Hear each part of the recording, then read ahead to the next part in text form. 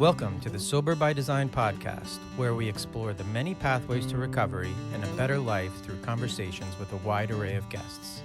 Whether you're sober curious, in recovery, or simply looking to improve your mental health and well-being, this podcast will have something for you. Each week, we sit down with inspiring guests from all walks of life who share their personal stories of struggle and triumph, offering valuable insights and practical advice on how to design a life worth living. From addiction and mental health to spirituality and creativity, we cover a wide range of topics that are relevant to anyone seeking to live a more fulfilling and authentic life. So join us on this journey of discovery, growth, and transformation, and start designing a new life. Okay, everybody, welcome to the Sober by Design podcast. Today we have Anna Hindell. She is a licensed psychotherapist in New York City, also a yoga teacher, and we're excited to talk a little bit about her world. Welcome, Anna. Thanks for having me, Corey. I'm really excited to be here. Yeah. So today, if you could start out, and we like to start out all these episodes just by going through, kind of where you grew up, how you grew up, and kind of what put you on this path of, getting into the role of a therapist, a yoga teacher. I mean, it is a special kind of person that goes down that path. So if you could just give us a little bit of background, that'd be great. Sure. I am a born and raised New Yorker. Grew up on 73rd in West End, where my parents still live. And I guess I could say I've tried to leave the city a bunch of times, but there's kind of a love-hate relationship here with the busyness and the chaos and the charm, and one thing led to another. I'm still here. I guess I could say mental health is a little bit of the family business. My mom's a psychiatrist. My brother's also a psychologist.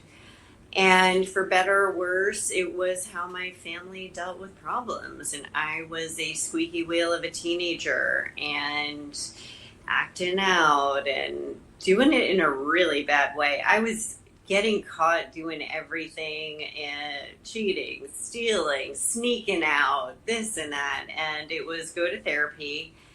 And I switched. If I was going to go, I didn't like this one. I found another one.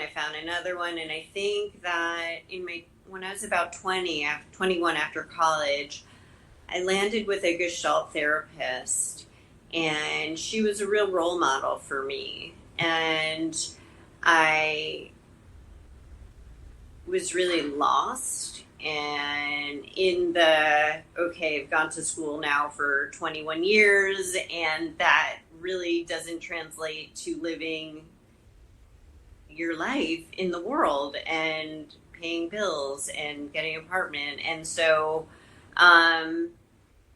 I was really seeking for direction and what to do with my life. And she was a really pivotal person.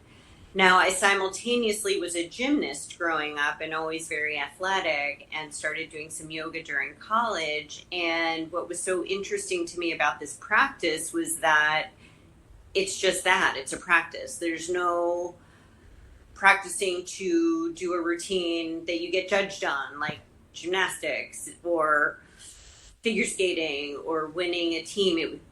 It's just you get on the mat and you deal with yourself and you breathe and you get into these difficult positions that are hard to stay in, and instructed to breathe and soften. And I found that practice really engaging, and such that that led me on a path to becoming a yoga teacher. And it's like every single time I get on the mat, it's that experience of like dealing with myself and dealing with what resistance my body may have, or where my mind is, whether I don't feel like doing something, but I know it's good for me. And I think we all have that experience of the space between knowing what to do and doing it. So many of those were some of the directives and ways that I ended up where I am. In terms of the by design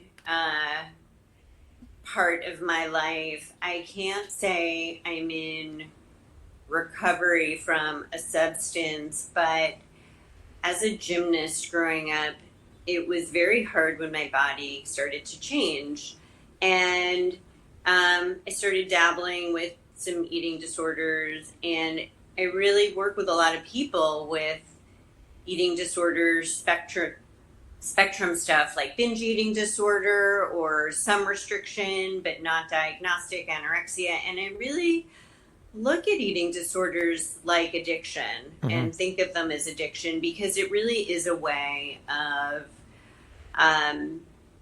avoiding your feelings and then doing something else. I'm having this really difficult feeling or thought, and I'm going to do this other thing that's just going to take me away from it for this short term, which is going to, as a result, give me another problem to deal with. Yeah. And done a lot of work in that area, and I'm in a great place now. But that's one area of recovery that I think is kind of lifelong, because we have to deal with food. Yeah, for and sure. It's not something we can just do abstinence with. I feel grateful I get to work with people now with those struggles. I also struggled with some depression as a teen. And in some ways, it's not quite the recovery model, but I think of these things as ways in which I have to check myself in my life on a, daily basis. Like, am I doing the things that support myself?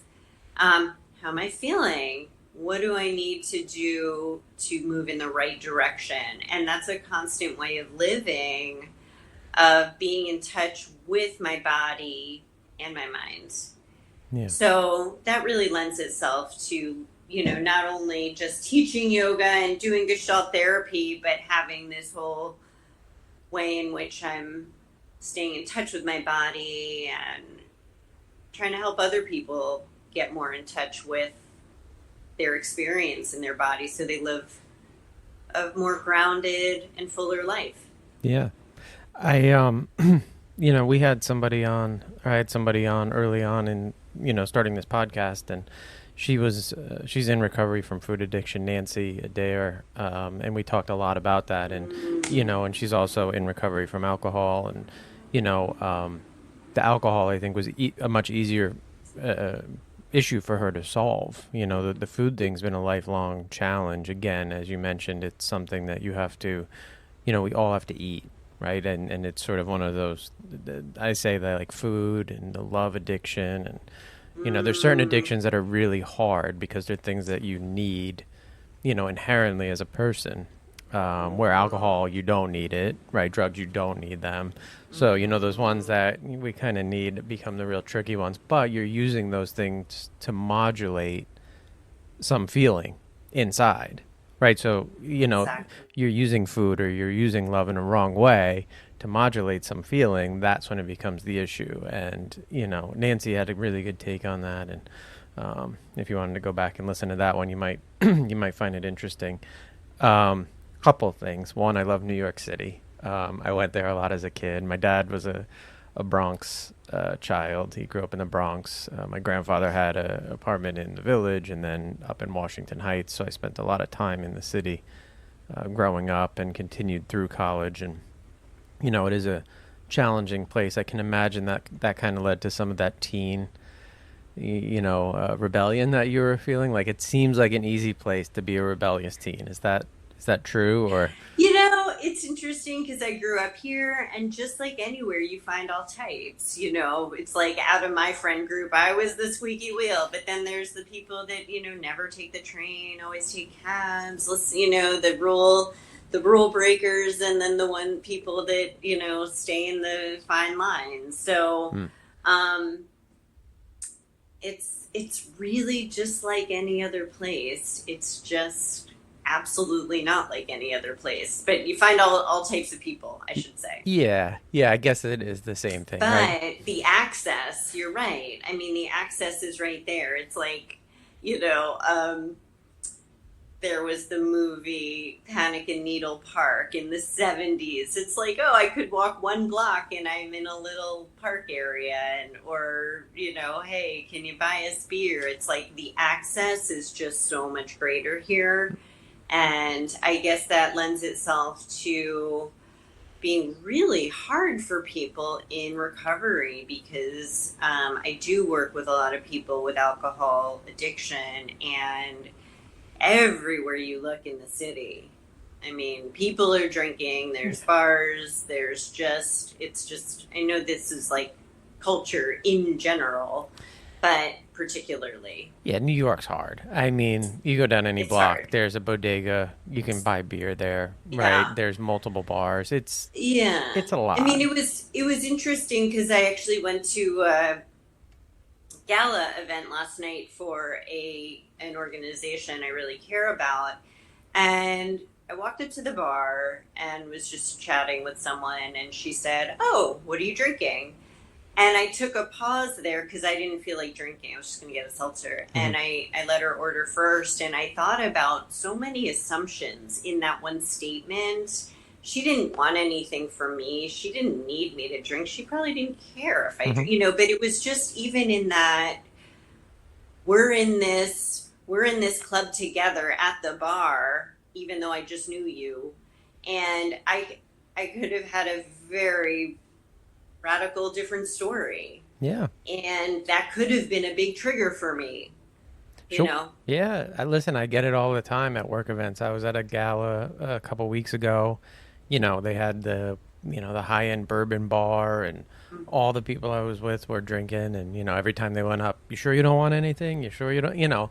And a handful of them know that I don't drink, and others don't. But it's not that I'm afraid to tell them. It's never come up, right? So, but it is prevalent, and people just kind of assume that you're going to drink rather than not drink when you're at an event like that. Yeah. I think there's very few very few cues that you could give off, sort of short of being like, really pregnant, I guess would be the only one where people would be like, oh, Right. like Right. And that. then if you're really pregnant, it's okay to have that glass of wine. Yeah, Yes, right. Yeah. according to some. So it's like it's a weird mix. Yeah. Yeah, you can, I think you can have a glass But of wine I'm, when you're I'm really pregnant. right. Well, that's what I did. Yeah.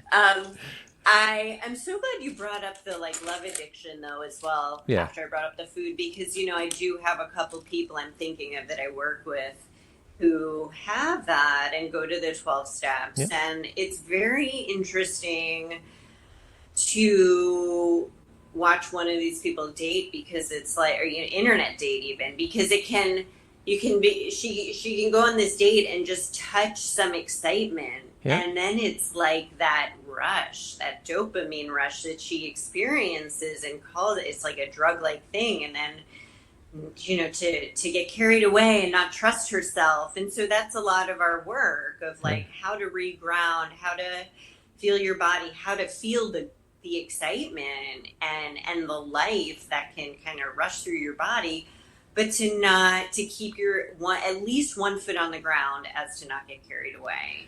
Yeah, I'm not fully versed in the food, recovery groups or the love.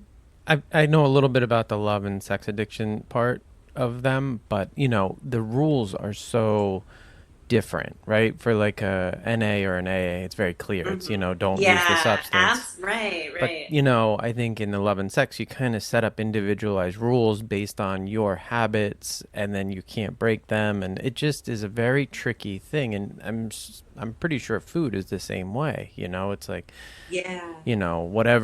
however you're misusing it, you have to then set up guardrails and say, well, this is what I'm going to do, right? Like, I'm not going to have ice cream at 11 or binge eat, or I don't even know, but I can't Yeah. imagine the difficult nature of that, like, because you're still Difficult. in it.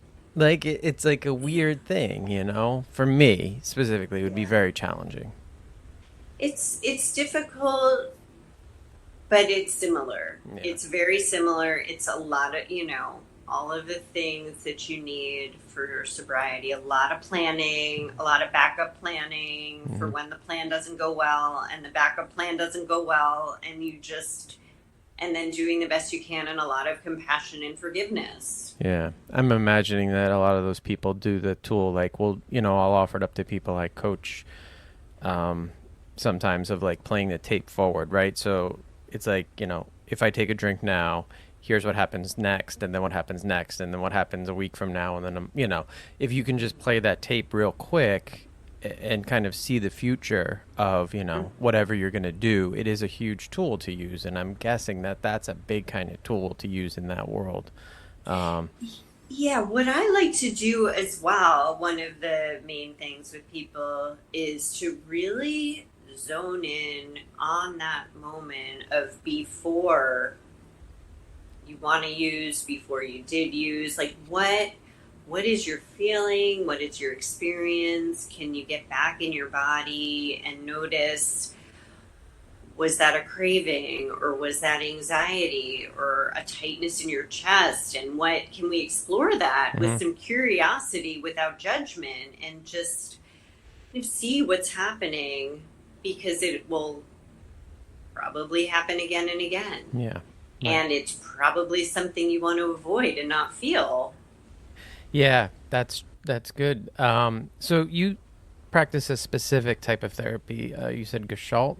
Is it Gestalt? It's called Gestalt psychotherapy. Yeah. So you got into that when you were in your early 20s, like through you going, and then that became something that you really felt something with. I went. Yeah. There's a New York Institute. There's two of them, and I went to one. It's a 4-year psychotherapy institute training that I did to kind of learn this approach, which is really based on presence, awareness, the body as the house of the emotions. So it's like, if we get, our body is always giving us this feedback and information, and if we can get more in tune and more in touch with that, it's the body that informs the mind, though most of us are walking around just connected with our thoughts. Big emphasis on the relational piece in the session, meaning I might say, Corey, what is that like to say to me? That was a really intimate statement. And then we might talk about what comes up in the relationship. So it's sort of this idea that your history is important, but you bring all your history to this present moment. And then together we can explore, and therapy can be this a space to explore what happens for you, how you deal with things, the decisions you make or avoid. Kind of like a little laboratory to understand yourself, so that you can then take that outside of the therapy room. It sounds, my wife is reading a book, The Body Keeps Score. Is that? Of course. Yeah. I've studied with Bessel van der Kolk. I've done some workshops with him. It's similar. I can't say, it's similar, but it's in the realm of where all of the studies and theory and the world of psychotherapy is really going right now, because that's really the world of trauma. And this book is about how we hold trauma in our bodies. Right. And whether we decide, I'm over it, it happened 5 years ago or last year or whatever it is, whether you decide or not, I'm moving on, our body is the one that, has the memory, the cellular memory, where a lot of those symptoms of PTSD and trauma come from, that hypervigilance, that fight or flight experience, even when there's no danger in sight. So it is about kind of going in there, and these things like trauma-informed yoga and somatic experiencing. It's almost like having their heyday right now to include the body. Yeah. I like it. You just mentioned hypervigilance. I became super hypervigilant. I don't know if that's even a thing, but I became hypervigilant about 5 years ago after my mom passed. She took her life, and at that moment I realized, it was one of those moments of like, you never think something like that's going to happen in your life, and then it does. And then it's kind of like, well, if that can happen, anything can happen, right? It's kind of, it's like, so everything became this, like, if the fire got a little too smoky in the fireplace, I assumed that the house was going to burn down. Like it was this jump to the next worst thing happening. And, so I get that completely of how the body and, all this is kind of wrapped up. And so we've been working on a lot of that. So that's interesting that that's your specific practice. So I like that. Yeah, that's part of it. And at the end of the day, I just try to meet the person where they're at. They come in and sometimes I'll get like a data guy. It's like, all right, what do I need to focus on my body? It's like, all right, we'll go slowly. Yeah. We'll just sort of introduce how this may be useful to pay attention to. I guess it takes a while, right? Like, again, a lot of people, that's a very big idea to think about, but you can feel it. I had a massage and somebody told me like trauma is stored in like your hips, and I was like, that's nonsense. And I never had anybody like really massage my hip, and then that happened and I was like, wow, that really hurts, like there's probably something there. So you also added yoga at some point to your world, and I'm guessing the two really do kind of go hand in hand. So what, I guess, again, you were a gymnast and that you wanted to stay physical and you found something there. How do you blend those two worlds? Like, is it blended or do you keep them separate? It's got to be hard. It's a great question, and it's something that I continue to chew on all the time. I really respect Gestalt psychotherapy and Iyengar yoga as two different disciplines, but they have so much overlap and they're so connected. And the fact is, as a licensed clinician, I have a little bit of free reign to do what I want to do when I'm with a person in therapy. And I have this office, and I might have someone who's really depressed do some chest opening, or lie down on the floor over some blankets or bolsters to open up their chest and feel what that's like. And then notice how that may change their experience and maybe give them an uplifted effect. Or do some elongated exhales for someone who's really anxious, where it's really hard to take long breaths and their breaths are really shallow. So there's these subtle ways in which I can start to introduce and plant these seeds without even saying like, okay, now we're going to do this yoga thing and now we're going to do this trend, but just, I really notice a lot of what is happening in someone's body when they're with me. So say you're talking, I might go, oh, Corey, I noticed how your chest just moved back and your shoulders rolled forward. Do you first notice that? So awareness is number one, right? Can you feel what's happening in your body? Not just change shape and fix it, or, I'm doing air quotes fixing, like as if we need fixing, but to notice and to have, for you to have an experience of like, oh, this is what I do when I talk about this disappointment that happened last week. And, oh, that's interesting that I feel better when I take my arms out to the side. And, I do these body scans with people. They're really basic. It can take like a minute. And I have a couple on my website, and they're just different ways of eyes open or closed, connecting with your physical self from your feet to the crown of the head to just start to feel what's happening. Yeah. And if it's like, oh God, I feel really anxious, what's that about? Is there something to do about that? Or is that just a feeling to breathe into and give some space to? Yeah, that's good. And then I'm guessing it translates the other way too, right? If you're just doing a yoga class, do you pick up on things in that area? Like, does the therapy go that direction? Or is it just a one-way street? When I'm doing yoga, the thing with yoga that I noticed, or found in my years of doing both of this work is that yoga has a different relational experience, whether you're doing a private lesson or a class. Relational is in therapy, I'm either with one person or a couple.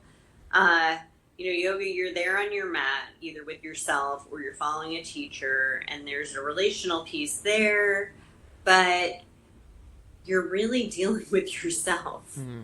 And you got to work it out one way or another.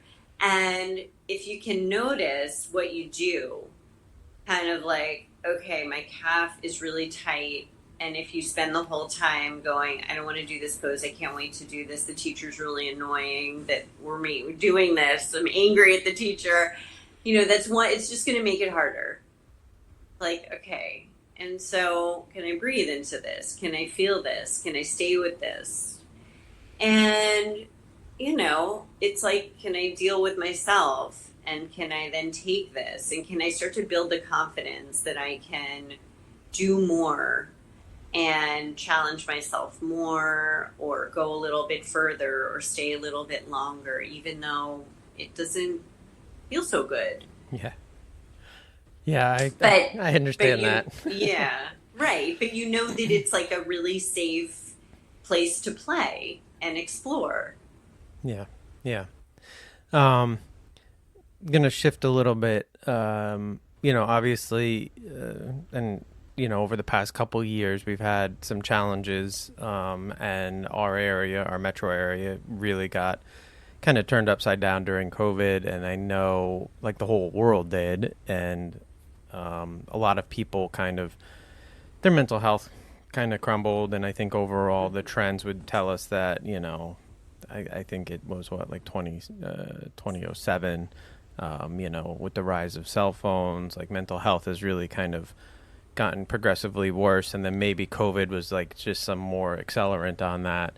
Have you seen like a sharp increase in like people coming to look for your services, or has it kind of been steady for a long time? I'm assuming it's gotten worse, but maybe I'm wrong.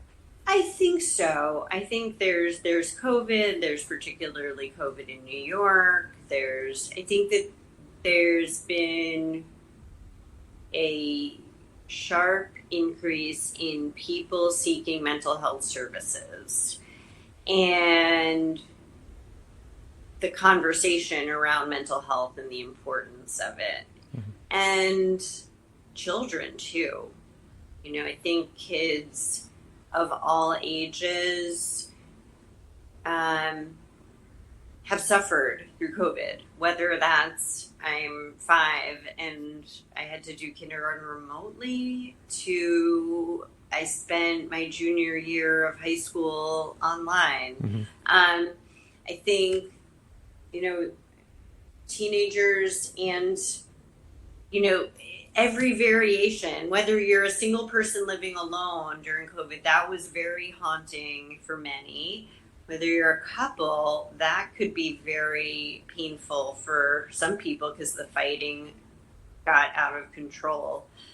So I think that, I have some feelings about the kind of online better health and talk space. Yeah. I think that it's kind of watering down the integrity of what therapy can be, but at the same time, I'm glad that there's more of a conversation and a more open space that people can just move forward and reach out for help. Yeah. That's really important. Yeah, I can 100%, relate to the watered down version of something. Because I've been in therapy. I started in person, and there's something that happens in the room that I think that is very important.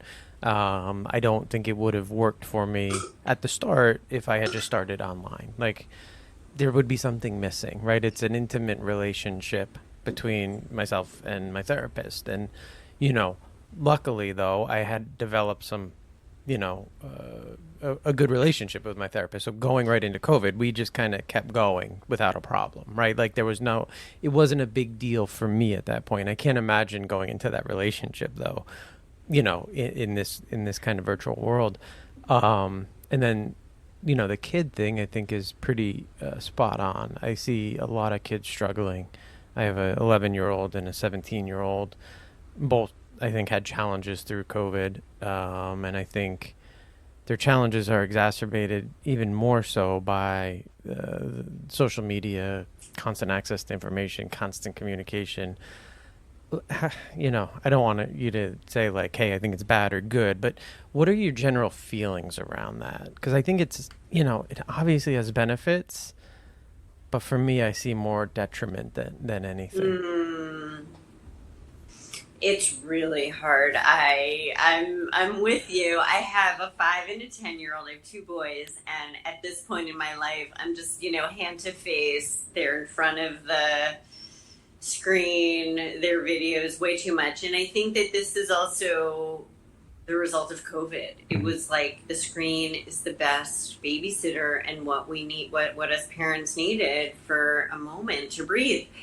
So, I mean, as a result, it's interesting. I just did a podcast with this 17-year-old girl who was doing a story about social media Hmm. and body image. And I think that things can go either way, Hmm. right? There can be the liberation story of body positivity, body liberation. And if you search for that, you will find it. But that is not the path of least resistance. The path of least resistance is going to be finding the junk, most likely, and finding the things that they want to sell to kids, and finding probably the lighter skinned, smaller bodies as the action heroes and the winner of the story. Yeah.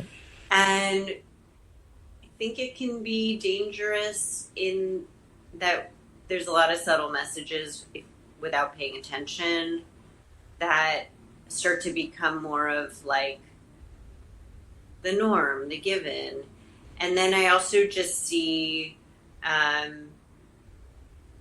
the glaze and the irritation when it's time to stop watching. And that I can't say, I'd have to talk to a neurobiologist of what happens in the brain. But, I think we have it too as adults. If you spend the whole day staring at the computer, it's like kind of, there's a cranky feeling. I get it. It's like, I see a lot of moodiness with my kids when it's time to transition off. And that causes a lot of fights because, in some ways, it can be like a drug for them because it's so easy. Mm-hmm. I have my older kid has ADHD, and expressive language can be really hard for him. That's part of his learning disability. And the tablet is like, it just pacifies him. And I really see it as it could be an addiction. I'm not going there yet with it, but it's really like, an instant way to feel better and to kind of go away from whatever is bothering you. And I hear that from people all the time with, particularly with social media. Yeah. I think Yeah. that's social media is a tricky one, right? Because you're ingested in small bites, right? Like, I think sitting down with a tablet and watching Netflix is different than sitting down with a tablet Absolutely. and a YouTube Yeah. short, right? Like, they're two different things. So depending on what your child's doing, it's a completely different, dopamine hit, I'm sure, for him. Yeah. And I will say that my kid has, there's a lot of joining with some of these social media games, not or just video games. Mm-hmm. Like my kid will be in touch with some friends that he hasn't seen in 6 months because they both play Roblox or some kind of game that I'm like, oh, that's cool. You're actually doing something social. Yeah. That's the good, right? There's That's the good. the good of it. That's the good of it. That's what I Yeah. mean. It's a tricky one. Like, I love social media for the things it opens up around, mental health or, recovery or any of these items, right? But then it's just as easy, like you said, it's the junk that comes through the screen that you kind of get caught up in. It is I'm sure a lot of young people get image bombarded, like, a guy with huge muscles and, it's not the norm, but it's what they see as the norm, right? Like, percentage wise, Right. they're looking at this Right. very small percent and they're like, oh, that's what I'm supposed to look at. but that's not the reality of it. Like most people don't have time to go to the gym and build that physique. They're going to the gym and being healthy, but they're not, going to be chiseled. It's like, it's not Right. real. And then it becomes, something they say in the 12 steps is compare, despair, Yep. right? Yep. So then it's like starting at that young age, you're already getting these messages of like, oh, that's the norm. Mm-hmm. Well, look at me. Yeah. How, what's wrong with me? Yeah. And then that whole narrative can begin. Yeah. Goods, vacations, anything, right? I think it's a very weird world right now, and I can see how children, teenagers specifically, are going to struggle through it. And like I said, I can see it. There's examples where I'm looking at kids, locally here, and you can just see they're a little bit different than they used to be, even just pre-COVID. But the more I think about it, I think it has a lot to do with, the popularization of the iPhone. And then, social media landing on their laps, or YouTube, or, Snapchat, whatever it is, whatever their thing is, I think it has an effect. It has to. Yeah. Well, it takes over for the personal interaction, which is a way to avoid intimacy and vulnerability. Mm-hmm. Not that we have intimacy and vulnerability with each interaction, and teenagers are clearly not doing that in their day-to-day, but there is an intimacy in just being interactive with other people and sharing and being in that space, that if you can avoid all of that with staring at your phone and creativity as well is lost, right? Like, exactly. I was watching a news story yesterday in the morning, and they had somebody was auctioning off a bunch of Freddie Mercury's items, and so they had like his jacket, his crown, but then they also had the lyrics from Bohemian Rhapsody. And it was like a 15-page handwritten document that was written on some airline scrap paper or something like that, right? And somebody noted, like, that wouldn't happen today because he wouldn't be bored enough to, like, write in the airport like that. And it kind of made me think, like, yeah, I wonder what we're missing. Like, I wonder if there's kids out there that have a lot that is, like, bottled up in them, but they're just, like, washing away that creative time, that imagination time where your brain used to get bored and then you would think about things and put it together. I just wonder how much we're losing in that world sometimes. Right. It's, I guess, we'll find out with where we're going. We'll see. And have to keep, I think that it's true. It's like you have to keep reminding yourself to be curious and creative these days, right? Because you can just escape to your phone and avoid the whole thing. Yeah. Or get busy. But, we probably could do that anyway, even before the phone, right? You could. I mean, TV. But TV, that required you to like be in the living room, and obviously there's been changes in that too, right? It used to be very, you had to be in front of the TV at a certain time to see your show, and then you were able to record it, and now you have, on demand. So I think it's all kind of tilted towards just like zone out, Yeah, right. Which is really what we do when we reach for substances or reach for a way to avoid, you know, in a chronic way.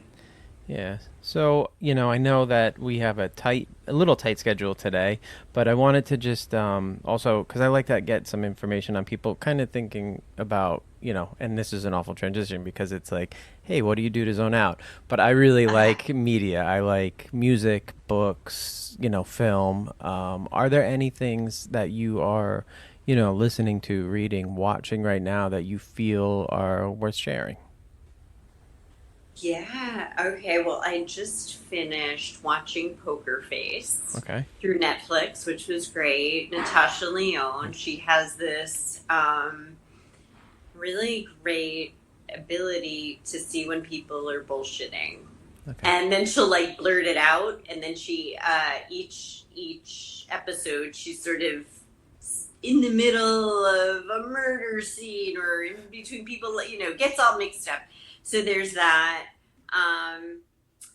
I'm listening. My favorite podcasts I'm listening to right now are If Books Could Kill, Maintenance Phase, and What You're Wrong About. And they're all kind of debunking maintenance phases, debunking health and wellness and diet myths and what you're wrong about. They pick different topics, and it's like, oh, you thought Tanya Harding was this way. Well, actually, this is the story. Or you thought that,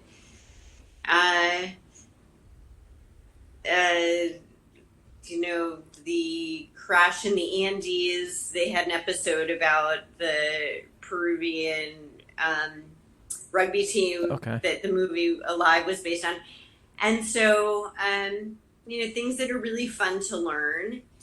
That's the kind of thing I like. I have recently gotten into, I can't say I'm birding because that's a whole thing.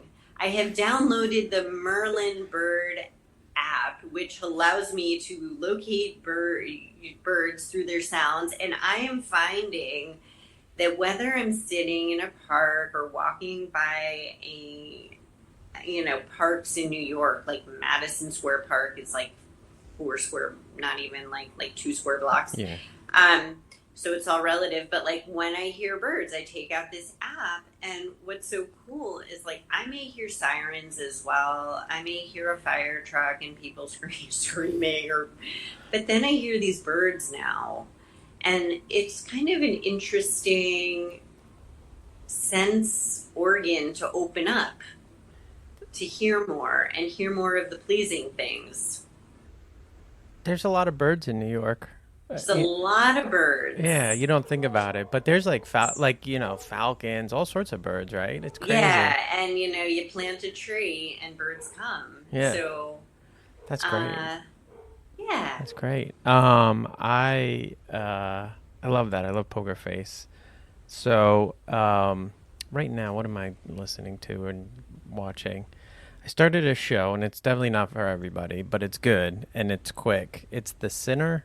I think it was a USA show, and it's now on Netflix. It's like 4 seasons. Bill Pullman is the main character throughout. Nice. And then every season, there's like another big star. So season 1 was Jessica Biel, and I don't really know the other big stars in the other season, but they're supposedly quite famous. But it's a little bit dark. It's a little bit weird, but I really enjoy it. So, people could look at that podcast. I'm going to go back to a crime podcast, Someone Knows Something, which is like a CBC. I'm going to write that one down. That sounds good. So it's a CBC podcast, Canadian Broadcasting. And I just like the guy that hosts it is really good. David Ridgens, he has a great voice about him. The production quality is good, and the stories are interesting. So, well worth a listen. And this weekend, we went to a concert up in upstate New York, and I got to remember the opening act's name because they were really good. Richie Mitch and the Coal Miners. Kind of like a folk rock band. They're from Bozeman, Montana, and they were very excited to be playing in front of a big crowd.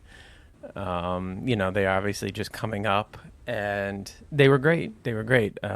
Everybody, I went with my wife, my kids, my older son's girlfriend, and everybody liked them. So it was a really good band. So that sounds really fun. Yeah, that sounds really fun. Yeah, so those are my things right now, I think. But listen, I use music and all these things as ways to cope. So I'll jump in the car and listen to a podcast if I'm having a rough time.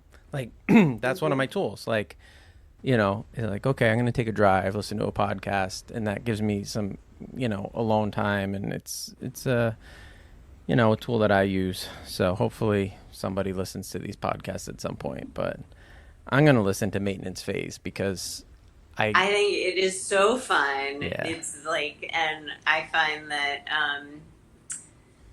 the two hosts are very chatty and really smart. Yeah. And so, well, there's a lot of for lack of a better term, like hucksters out there right now, right? Like selling all sorts of weird health things, right? If my Oh, that's the endless, so that's the business. yeah, That's just the diet culture. I know, I but mean, it's been that way forever, snake right? Yeah, oil forever. It'll just go on forever. I There's know. always an answer, and as long as there's an answer, there's going to be more business. It's so dangerous. It's so It sure dangerous. is. It Eh, is, which is why it's always important to remember there's no answer. It's just what works for you. Yeah, yeah, for sure, for sure. Yeah. Well, and anything that you want to promote, I'm going to tag you on the cover art, and everything will be in the show notes along with your website.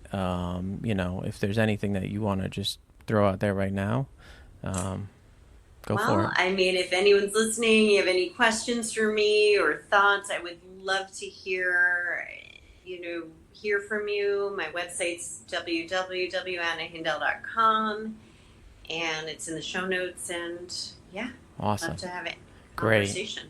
Great, great. Well, thank you so much, Anna. This was great. Really interesting to hear about your specific type of therapy, and I think, I'm sure some people will reach out. Well, I hope they do. So, All right, we'll, Corey, it's we'll, great to be here. great, Thank you. and we'll see everybody back here next week. Thanks so much.